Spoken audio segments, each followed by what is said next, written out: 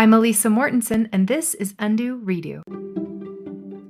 Let's take a look at all the things that happen in life that we would like to undo and have a chance to redo.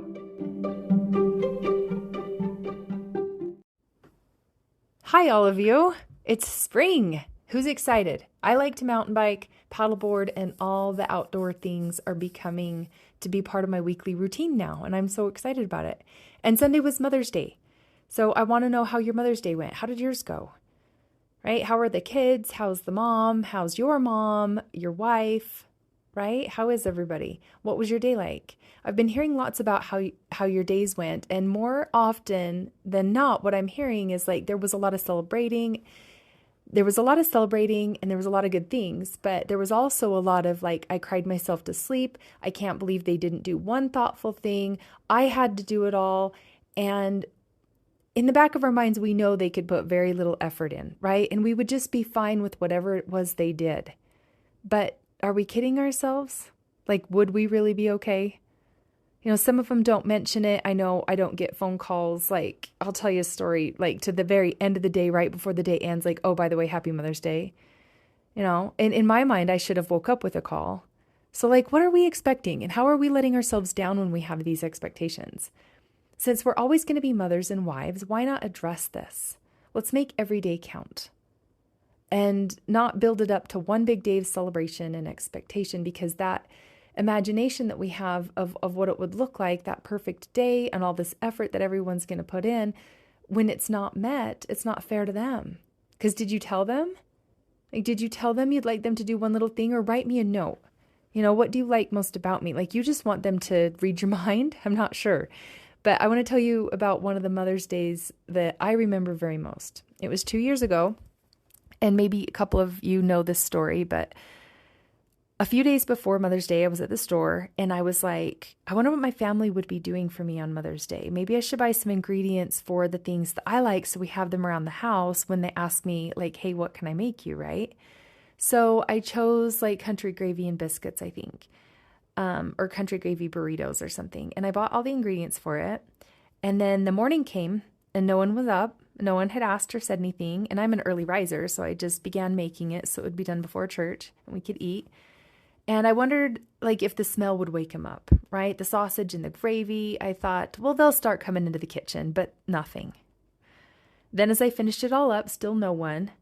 And it was nearing time for me to get ready for church. So I grabbed my youngest and got him up. He was about 15, and all the others were adults. So, but we argued, like my son and I, my TJ and I just argued over him getting up, waking up, getting ready. Come on, we're going to, it's time for church, get up. I told him to get up multiple times. He ended up saying some very mean things.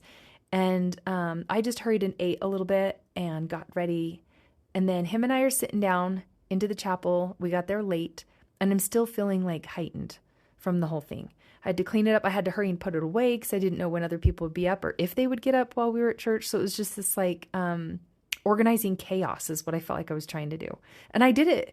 I mean, I wanted to. I was like, oh, and I was fine with the breakfast. And I was like, okay, nobody came. And just thought I was noticing things like, oh, this isn't done and they didn't come. And I thought I'm just noticing my life. I was trying to relax in that first little part of the meeting, and 10, 20 minutes later, somebody at the pulpit says something about Mother's Day. And my teenager leans over and is just like, Happy Mother's Day. And I totally rolled my eyes and kind of did a psh, and gave a little like snarky grin was all. And then I thought, no one remembers and cares. Like, I guess I'm not worth getting up for, maybe the nice things will come later. And here I think, oh, I'm having a good attitude. But I look back and I really wasn't. So we get home, my teenager hurries and eats something and then just disappears. And I go about some tasks and clean up the kitchen, all while in my head, I'm just seeing everything that's not happening and everything that they're not doing. And I'm not being like, this is the day of celebrating me and nobody's around to do it. Like, what gives? Eventually my husband gets up. I still haven't seen any of the adult kids. It's like afternoon now. The two adults that were living in the basement at the time, they just kind of run through quickly with a pleasant, like, good day, but nothing else, which reaffirms in my mind, yep, it's forgotten. And maybe like nothing I do like even matters to them, but like, this is like not how I pictured it. The day's half over and like, ugh. But I remember being asked like what I wanted for dinner. I don't remember what it was. I had to help everyone. I do remember thinking like, I have to help everyone find these ingredients or be like, well, you got to go to the store and get that. I don't just have that on hand. And I felt like put out. I remember walking them through trying to cook it themselves. Like, I think it was maybe my husband or my son or one of the adult kids. I'm not sure, but I just remember the way I felt. I thought I was in a good mood and I thought I was trying to help them along, but I was really kind of having a pity party inside myself over it all because I felt like unseen and deflated. And I found myself telling the story many times over after that. And as I look back on the story, the way I used to say it, it portrayed me as like this character of the victim and they were all like the villains, right? And I was feeling forgotten. And now I had more evidence along with all the other evidences I could find, like in my days on a normal day, that I just wasn't noticed or cared about like I notice and care for them. Well, fast forward to the next year. I'm like, I'm going to have a better attitude. I'm going to do this. It's not going to matter what they do or say. I'm not going to make it about like, oh, they didn't do this for me. I'm going to do better at this. I really am. And it did go better. And I think we could all try to do a little bit better with our minds wrapped around what are people that we love and what they bring to us and how important it is that we recognize them.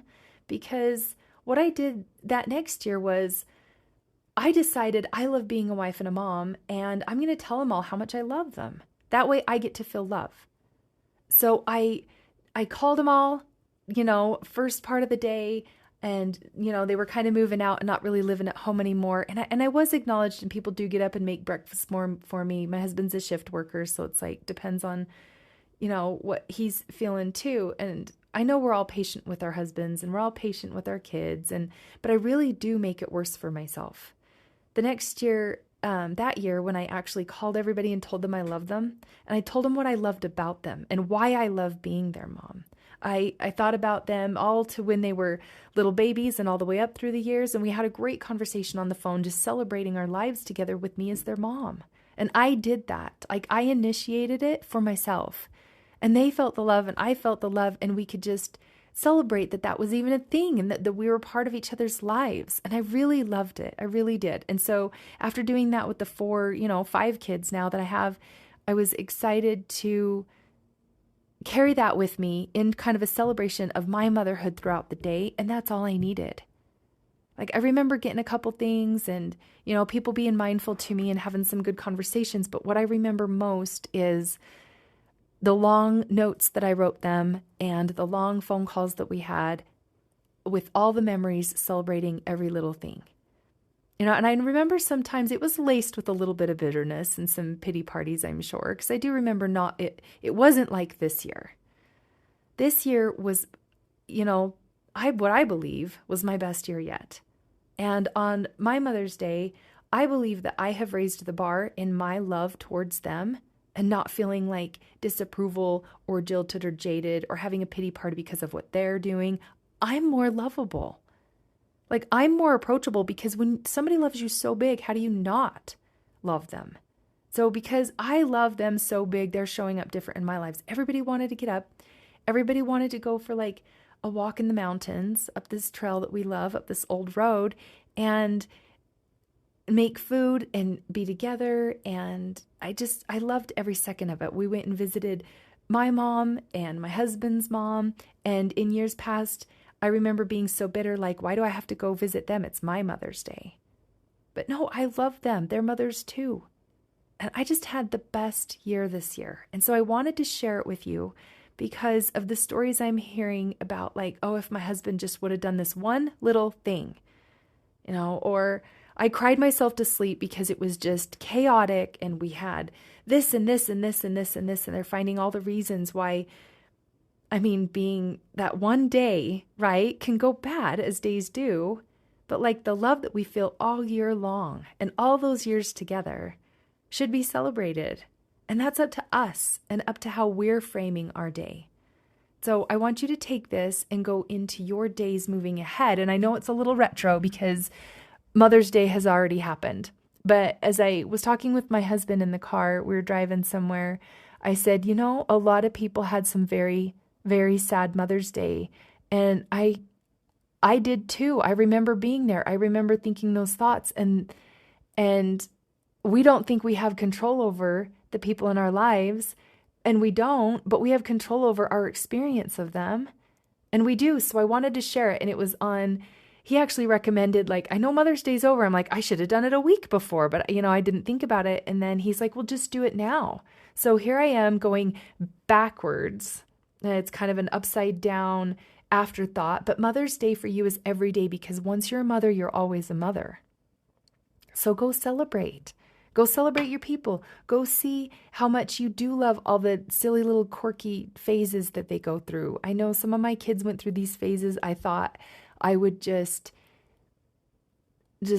crumble in annoyance and disappointment and show up really poorly for them, which I did. But that phase soon left, and then there was a new phase to worry about. And so every time I thought, oh, I can't wait till they get past this, I no longer feel that. I'm like, wow, I love them right now, and I don't need to change anything about them. I don't need to change anything about what's happening or what's going on. And I don't even need to tell them any different ways to be so I can be happy. Like, I didn't give my Mother's Day to ensure that I have a good Mother's Day to them anymore. I now have ownership of it, which means I can change it. And that's the best news ever. So go have a good Mother's Day every day, because we wanted to be mothers. And this isn't just some passive, like, oh, if I think positive thoughts, I'll be positive. I better not have negative thoughts. I am grateful for being a mother. It just sucks so bad sometimes. I'm just saying, love all of it.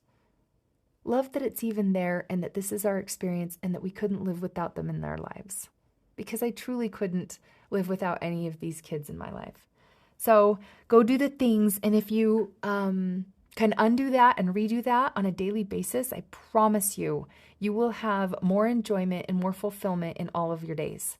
And tell anyone, if you thought of anyone while you're thinking about this and you've recently been a complainer or heard someone complain, like, share this with them. Let's reframe the way we celebrate ourselves and the way we allow people to celebrate us in a way that's more productive and more giving, and kind of gives us that like investment forward into our future. I even remember talking to my kids that day about all the things we're going to look forward to in the future. Like when they start having kids and when they have grandkids, what a grand life this is. And it just created such movement towards positivity and such momentum and true belief. Not just like a passive, like, oh, I love you, it's fine, like suppressing some, upset that you are, but really, really being happy with what's happening. Okay. All right. Go do it. The next week, I know I've been talking to some people about toxic positivity, and I'm going to be publishing that one. But in the meantime, share this with people that you thought of, and let's share the light. And I'll talk to you either on a call with me. If you can jump on a call, I can totally help you sort this out in your situation and see what it looks like for you, because I bet you have a lot of reasons as to why you can't be happy sometimes and why it's just not working. And I can help you pull that apart a bit and get a little more comfort and clarity around it. So get on a call with me, or I'll just talk to you next week. Thanks. Bye.